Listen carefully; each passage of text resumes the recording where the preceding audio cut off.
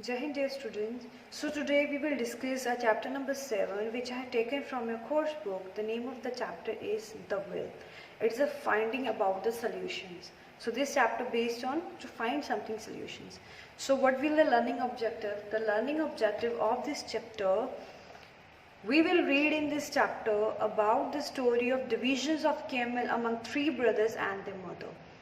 Learn the use of prefixes and the form antonyms of the word. So prefixes means a letter that you put at the beginning of the word and changed its meaning. ऐसा word जो किसी word के starting में लगाते हो और उसका meaning change हो जाता है. For example, unhappy. Unhappy. So this un is prefix. For example, unhealthy. Otherwise this person is healthy. अगर देखा जाए तो पर्सन हेल्दी भी है और खुश भी है, but until unless we put the un, so the person reaction becomes in the negative one. अब उसका नेगेटिव में चला गया. अनहैप्पी मतलब वो ना खुश है, अनहेल्दी मतलब वो ठीक भी नहीं है, वो बीमार है, कुछ भी हो सकता है. And the meaning of antonyms is, हम इंटोनिम्स हम बोलते हैं विलोम शब्द को. विलोम शब्द you can say as opposite word. The meaning opposite of another words. Vilom shabd. Okay, antonyms. So next, learn the use of same words as a noun and the verb. Learn the form of use comparative adjectives. Comparative adjectives क्या होते हैं? तुलनात्मक विशेषण. तुलनात्मक, जिसे हम comparison करते हैं किसी के साथ. कंपैरिजन, तुलनात्मक adjectives. So listen the railway announcement and fill in the table. This is the last of the chapter. So let's start with the chapter. In the starting of the chapter, warm-up exercises given for you. So in these warm-up exercises, match the description of a few animals found in Indian desert with their names and the pictures. So here pictures have been given, animals and descriptions are given. You have to match that this description is dedicated to which animal. So this is all about, you have to complete it, and you can it will help you to enhance your knowledge about the animals and the deserts. Okay, so first we will read its descriptions of this chapter. So how can you divide 17 camels into 2 equal halvas? So meaning of the halvas means आधा. इसको बोलते हैं आधा, half. ठीक है. अब 2 equals, 2 portion में इनको आधा करना है. Read this Arabian folk tale. Arabian story है, जो एक कहानी है. To find out whether that is possible. अब इस स्टोरी में हम पढ़ेंगे कि 17 जो कैमल्स हैं, ठीक है, उसका डिवाइड कैसा हुआ और वो इक्वल डिवाइड रहा. ठीक है, इस स्टोरी में पढ़ेंगे और सीखेंगे कि ये पॉसिबल भी है या नहीं है. Okay, so many years ago in a small town in Egypt there lived a man named Abdullah bin Saad. Abdullah worked with camels. He had the most pedigreed camels of the finest quality with the fur as white as a rabbit's. Abdullah loved his camels like his own children. So this story about is Abdullah bin Saad. So Abdullah is lived in a small town in Egypt. वो Egypt के एक छोटे से town में रहता था और उसका काम क्या था? उसका काम था कैमल्स के साथ. वो कैमल्स के साथ काम करता था और उसके पास मोस्ट पेडिग्रेड कैमल्स थे. पेडिग्रेड कैमल्स वो होते हैं बेटा जो जिसको हम बोलते हैं नगौरे होते हैं, पर्टिकुलर हिंदी में बोलेंगे तो. सो अगर हम इसका डायरेक्टली मीनिंग निकाल तो animals with recorded ancestry showing they come from the parents and the same breed और वेराइटीज.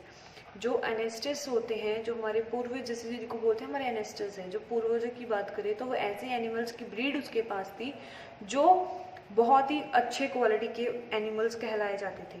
ठीक है, और जिसकी जो फाइनेस्ट क्वालिटी थी, बहुत अच्छी क्वालिटी थी. द फर, उसकी जो फर ऐसी थी जैसे रैबिट्स की फर होती है. ओके, और अब्दुल्ला को जो अपने कैमल्स उतने ही प्यारे थे जितने वो अपने बच्चों से प्यार करता था. ठीक है. Once a year he would sell some of them at a cattle fair and earn a good sum of money. साल में एक बार वो अपने जो कैमल्स थे उनको कैटल फेयर में लेके जाता था. कैटल फेयर मतलब होता है पशु मेला, जहाँ पे पशु का मेला लगता है, जहाँ पे बहुत सारे अलग अलग तरीके के पशु आते हैं है ना, जहाँ पे उनको बेचा जाता है, खरीदा जाता है, that is known as cattle field and earn a good sum of money, क्योंकि उसके पास बहुत अच्छी ब्रीड के एनिमल्स थे, कैमल्स थे। तो वहाँ पे जब कैटल फील्ड में जब जाता था या तो वहाँ पे खरीदता था कुछ अच्छे या बेचता था, तो उसके बहुत सारे पैसों का फायदा होता था उसको, ठीक है। Then he would rear the new and the remaining camels and increase his heard.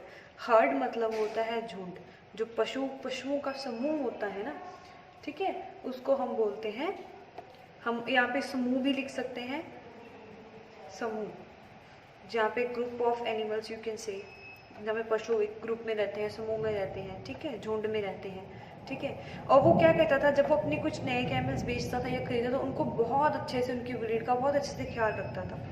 Abdullah had a good, honest wife and 3 sons who lived happily with him in his nest.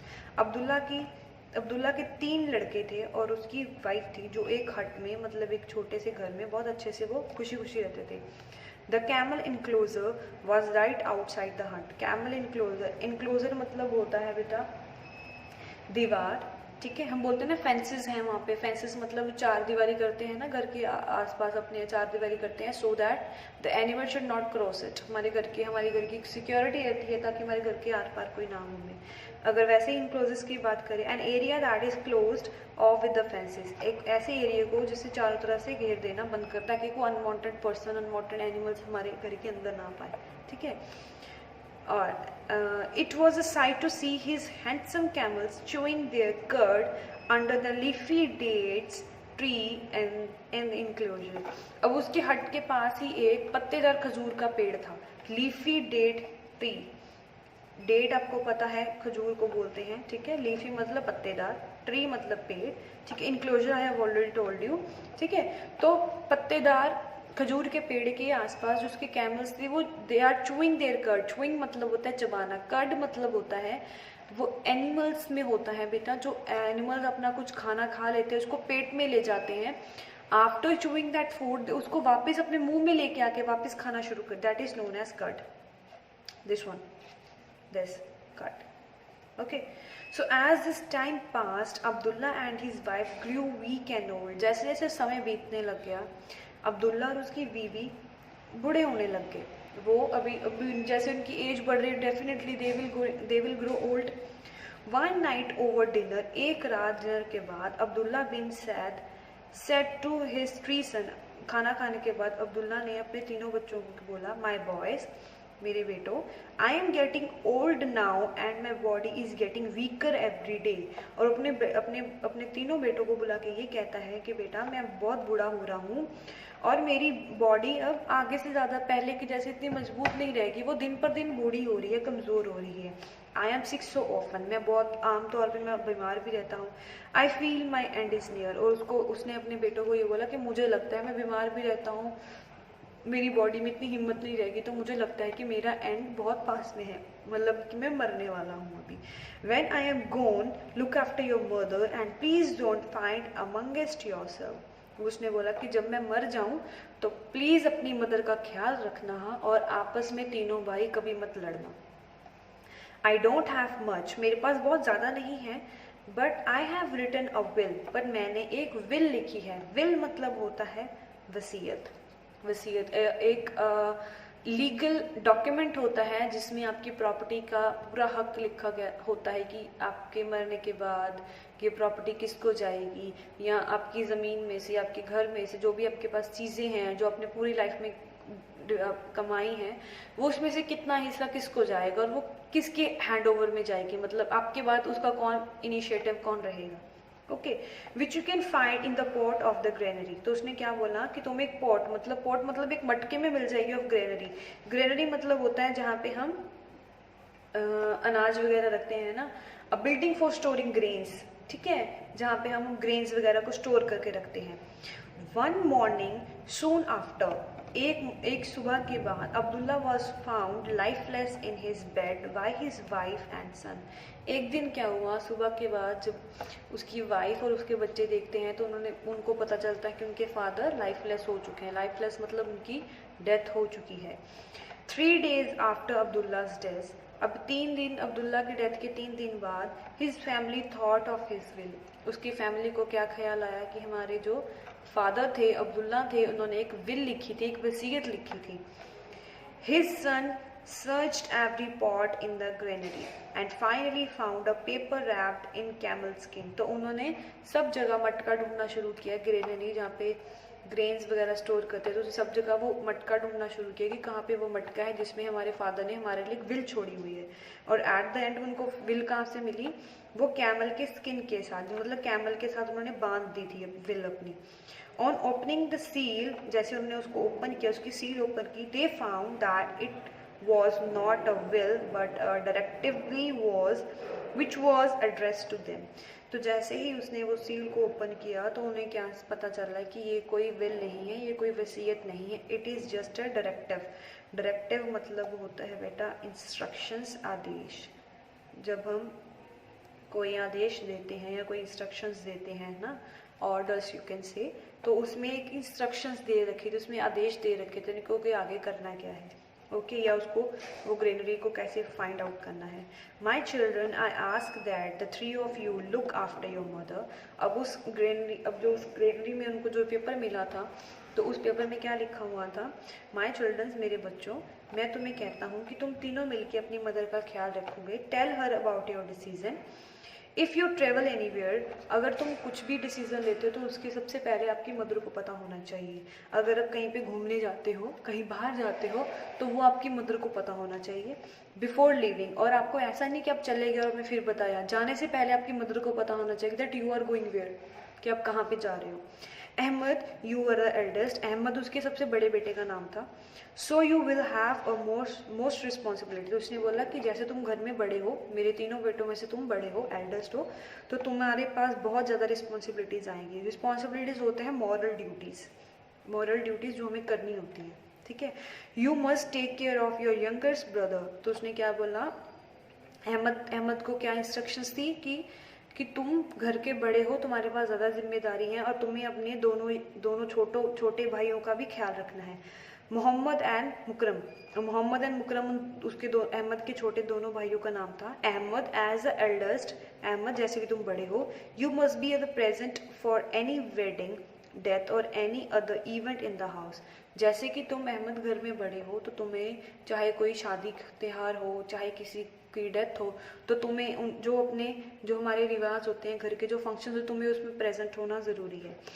Mohammad, since you are the middle, अब उस मोहम्मद को कहते हैं उसके father कि मोहम्मद तुम घर में मिडल हो, मतलब बीच वाले बेटे हो, दूसरे नंबर वाले बेटे हो. You must respect your Elder brother and indulge your younger one. अब वो अपने मोहम्मद को क्या कहता है, जो दूसरे नंबर पे था उनका बेटा, उन्होंने कहा है कि जैसे तुम घर के दूसरे हो, तो तुम्हें अपने छोटे भाई को भी अपने साथ में इंडल्ज करना है, ठीक है, उसको भी अपने साथ में इंक्लूड करना है कि जो वो करता है उसको समझना है, उसको हेल्प करनी है करने में. प्लस तुम्हें अपने बड़े भाई की भी रिस्पेक्ट करनी है, क्योंकि आज से आपके घर का जो भी करता धरता है आपका भाई ही है अपने फादर के बाद. Okay. You should also respect and love your mother. और तुम्हें अपने मदर की रिस्पेक्ट भी करनी है, उनसे प्यार भी करना है.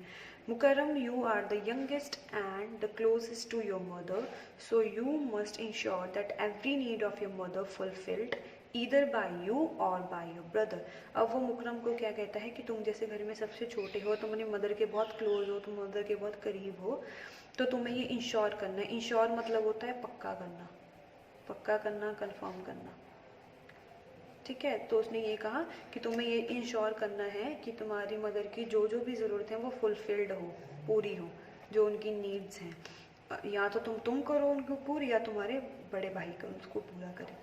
You must respect your brother, तुम अपने दोनों भाइयों की रिस्पेक्ट करोगे, because after me they will be your Elder. Because अभी छोटे वाले बेटे को ये कह रहा है तुम्हें अपने दोनों बड़ों भाई की रिस्पेक्ट करनी है. क्यों करनी है? क्योंकि मेरे बाद में तुम लोगों को. Now, the son read the page from top to bottom and looked at each other horrified that their father had left not a will but a piece of advice for them. अब जो तीनों भाई थे वो एक दूसरे की तरफ देख रहे हैं, क्योंकि उन्होंने ऊपर से लेकर नीचे तक पूरा पेज पढ़ लिया था, पर उनको अभी तक विल नहीं बनी थी, विल नहीं मिली थी, उनके फादर की वसीयत नहीं मिली थी। तो उनको ये लगा कि उनके फादर ने उनके लिए कोई वसीयत नहीं छोड़ी है, बट एक पीस ऑफ एडवाइसेस छोड़ी है, एक इंस्ट्रक्शंस छोड़ दी हैं जो उनको फॉलो करनी है, बट कोई वसीयत नहीं छोड़ी। देन रुकैया, अब्दुल्ला's वाइफ, अब अब्दुल्ला की वाइफ जो रुकैया थी, said that she remembered that her husband had written on 2 sheets of paper that night, but they had read only one। अब जो अब्दुल्ला की वाइफ थी रुकैया, उसको ये चीज़ याद आई, रिमेंबर मतलब कुछ चीज़ को याद किया, उसने दिमाग में आया, उसको याद आया कि उसका जो हस्बैंड था उसने 2 पेजेस लिखे थे, उसने 1 पेज नहीं लिखा था, उसने 2 पेज लिखे थे, तो उसको ये याद आया। She told them to check if the second page was stuck on the first one। When Ahmed rubbed the corner of the paper, he found that there really was another paper stuck on the first one। The son's face is lit up। अब जैसे उसकी mother ने ये चीज़ बोला कि second page भी होगा, तो उसकी मदर ने ये इंस्ट्रक्शंस दी अपनी बेटों को कि आप उसके पेज को रफ करके देखो। जैसे हम कोई पेज देखते हैं ना, उसको ऐसे रफ करते हैं तो हमें पता चल जाता है कि इसके पीछे दूसरा पेज है या नहीं है। तो उसकी इंस्ट्रक्शंस थी जो रुकैया की, जब उसने सेकंड पेज को रफ किया तो they will come to know that there is a second paper, really there is a second paper stucked at back of it. तो उनको पता चला कि हाँ असली में ये इसके पीछे एक पेज लगा हुआ है, ठीक है। अब जब उनको ये सेकंड पेज मिल गया, the son faces lit up, अब जो सन के फेसेस, जो बच्चों के फेसेस थे वो खुशी से खिल उठे। लेट अप मतलब खिल जाना, खिल उठे। Okay, Ahmed said, "Thank God, Abba has written this will on this one." Muhammad and Mukram said, "Read it quickly, quickly." Ahmed begins to read। अब अहमद क्या कहता है, भगवान का शुक्र है, थैंक गॉड दैट अब्बा ने इस पेज पे तो विल लिखी दी होगी। अब मुकरम एंड मोहम्मद क्या कहते हैं कि फटाफट इस चीज़ को पढ़ना शुरू करो, ठीक है। और अहमद ने उस पेज को पढ़ना शुरू किया। With Allah as my witness. अब उसके फादर उसमें क्या लिखते हैं, अल्लाह मेरे विटनेस, अपने अल्लाह को उसमें साक्षात मान के मैं ये चीज़ लिख रहा हूँ। I write that after my death my house goes to my wife. उसने लिखा कि मेरी मौत के बाद मेरा जो घर है मेरी वाइफ को चला जाएगा। रुकैया खातून, उसकी वाइफ का पूरा नाम क्या था, रुकैया खातून, ठीक है, कि मेरा जो घर है मेरी वाइफ को चला जाएगा। It is up to her to keep it, give it to our son और सेल इट। तो उसने बोला कि मेरी वाइफ के ऊपर ये चीज़ डिपेंड करती है कि वो उसको रखे, दे दे, बेच दे, या मेरे बेटों को रखने के लिए दे दे। That the decision rest with my wife. तो इसका पूरा का पूरा डिसीजन मेरी वाइफ के ऊपर है, मैंने अपनी वाइफ को अपना घर दे दिया। अपार्ट फ्रॉम माई हाउस, उसने बोला मेरे घर के अलावा, अपार्ट फ्रॉम मतलब इसके अलावा, I have no other property. उसने बोला कि मेरे घर के अलावा मेरे पास कोई ज़्यादा प्रॉपर्टी नहीं है। However after my death my camels will be divided between my wife and children. उसने बोला मेरे पास कोई ज़्यादा प्रॉपर्टी नहीं है, बट मेरे पास कैमल्स हैं, तो मैं चाहता हूँ कि मेरी मौत के बाद जो मेरे कैमल्स हैं मेरी वाइफ और मेरे बच्चों में डिवाइड हो जाए। The healthiest and the most handsome camel will go to my wife. सबसे सुंदर, सबसे अच्छा, जो सबसे सुंदर है और सबसे सेहतमंद जो कैमल है वो मेरी वाइफ के पास चला जाएगा। The remainder will be divided among my son. जो बाकी के बच गए 17 कैमल्स में से, जो बाकी के कैमल बच गए 17 में से एक कैमल तो उसकी वाइफ को चला गया, 16 रह गए। अब 16 में से जो जितने बचे वो तीनों बेटों में डिवाइड हो जाएंगे। Okay, we have already read this. Ahmed will get half of the remaining camels after my wife has taken one। अब उसने क्या बोला कि अहमद को हाफ मिलेंगे मेरी वाइफ का एक कैमल लेने के बाद। उसने बोला मेरी वाइफ एक कैमल रख लेगी, उसके बाद जितने हाफ बचे वो अहमद को चले जाएंगे। मोहम्मद विल गेट 1/3, और मोहम्मद को एक तीसरा हिस्सा मिलेगा उस कैमल्स का, एंड मुकरम को मिलेगा 1/9। उसका 9वां हिस्सा किसको मिलेगा, मुकरम को, जिस घर में सबसे छोटा बेटा है। Abdullah bin Saeed had 18 camel when he died. Abdullah के पास 18 कैमल्स थे जब उसकी मौत हुई, ठीक है। The best camel would go to the Rukaiya Khatoon. अब जो बेस्ट था वो रुकैया को चला गया। There remainder 17 beast. अब 17 बच गए। बीस्ट मतलब होता है जानवर, बीस्ट मतलब होता है जानवर, ठीक है। तो आपने उसको बोला कि जो 17 बीस्ट हैं वो डिवाइड होंगे. अब how it going to be divide, we will read it. Ahmad demanded his half, Ahmad ने अपने आधे मांग लिए. But he could not have half of 17, but 17 camels का हाफ क्या करता वो, which is 8 and the half camels, जो उसका 8th कैमल बन रहा था, हाफ कर, जो 17 से हाफ कर तो 8 बन रहे थे camel. No one knew where to get half a camel. अब उसको पता नहीं था कि कैमल को आधा कैसे करे, उनको ये समझ में नहीं आता.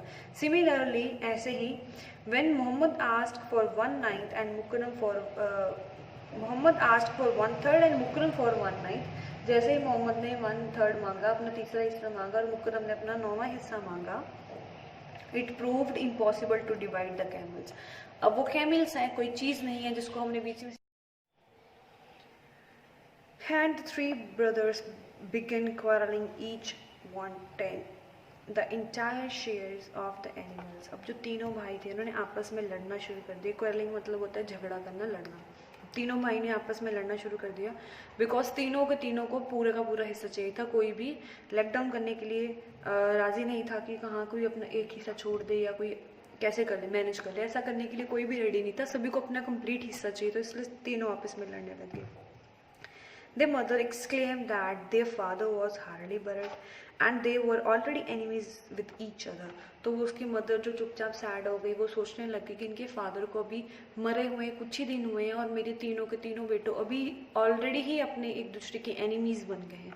एनिमीज मतलब होता है एक दूसरे के दुश्मन बन गए, वो इतना लड़ रहे थे एक दूसरे के साथ. Okay, so next, Mukram, the youngest son, saw that their fighting had made his mother sad. He thought of his father's advice. Ammi, you are wise. Why don't you tell us what we should do? He said. अब मुकरम जो सबसे घर में छोटा था, ठीक है, अपनी मदर से बहुत प्यार करता था. तो उसने ये चीज़ देखी कि हम तीनों भाइयों की लड़ाई से हमारी मदर जो बहुत उदास हो रही है, हमें तीनों को लड़ते हुए देखे. और उसने कहा कि, और उसको अपनी फादर की जो एडवाइस थी ना उसको याद आया, और उसने बोला, अम्मी यू आर अ वाइस, आप घर में बड़े हो, समझदार हो. Why don't you tell us what we should do. उसने कहा कि अम्मी आप घर में सबसे बड़े हो, तो क्यों नहीं आप ही हमें बता देते कि हमें करना क्या चाहिए, हम कैसे इसका पार्टीशन करें. पार्टीशन मतलब डिवाइडेशन, उसको कैसे बांटे. रिमेंबरिंग हिज फादर्स एडवाइस, अब अपनी फादर की एडवाइस को याद करते हुए Mohammad decided to indulge his younger brother. अब जो मोहम्मद था, जो मिडिल वाला बेटा था, उसको अपने फादर की एडवाइस याद आई कि वो अपने बड़े भाई से की रिस्पेक्ट करेगा, उसको हमेशा उस बातों में इंक्लूडेड रखेगा, इंडल्ज रखेगा.